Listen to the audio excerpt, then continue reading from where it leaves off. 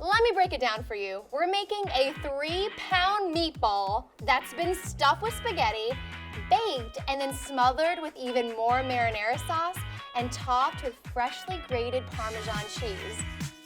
This wild recipe comes to us from That's So Jen, and we absolutely love it. It's like taking spaghetti and meatballs to a whole nother level.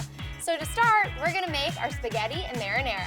We're gonna start by cooking about 2 cups of angel hair pasta until it's al dente. Now the reason we use angel hair specifically is because it's thinner than normal spaghetti, which makes it easier to be contained in the meatball. Once that's done, we'll strain and set aside. Then in a large sauce pot, saute your olive oil and crushed garlic over medium heat for about a minute. Then add the tomato sauce, crushed tomatoes, and bring the sauce to a boil. Next we'll add the basil, salt, crushed red pepper for a little heat, and dried oregano. Stir everything together and reduce the heat until the sauce is at a simmer. Then just let it cook until it starts to thicken.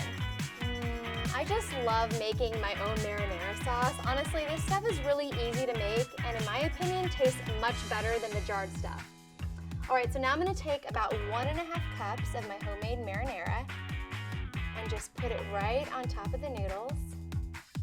Now don't worry, we're gonna save the rest of the sauce to pour right on top of the finished meatball. Now speaking of meat, this is how you make the meatball of all meatballs.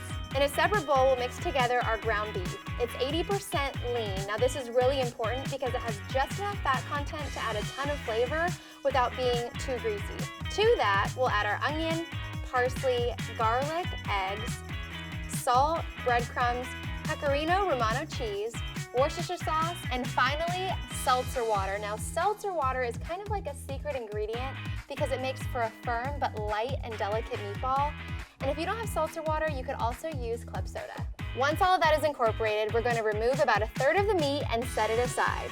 Then we're going to put aluminum foil into the bottom of a clean, oven-safe bowl and kind of mold the meat into a giant, hollow meatball. And be sure to keep the sides thick enough to support the spaghetti. Once you have the bottom of the ball ready, fill it with the pasta and then use the remaining meat that you set aside to complete the top of the meatball. Wow! Look at this thing. Now, authentic Italian meatballs are about the size of a softball.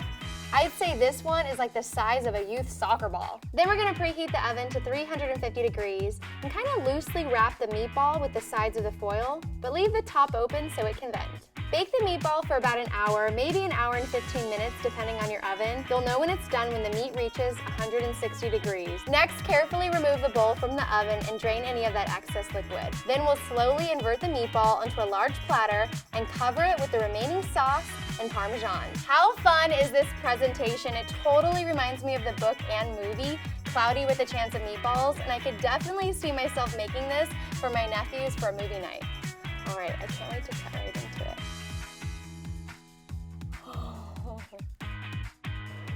Check it out.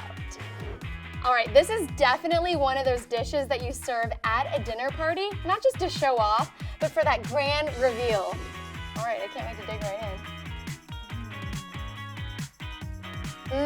Mamma mia, this meatball is so yummy and the angel hair is perfect. This entire dish is so tasty. Wow, this recipe was so much fun to make. If you guys love super-sized foods, check out our other videos where we made a gigantic victory pretzel and a huge slice of pizza. And don't forget to find us on Instagram, Facebook, and Twitter. I'm Brandy, and I'll see you next time. Bye.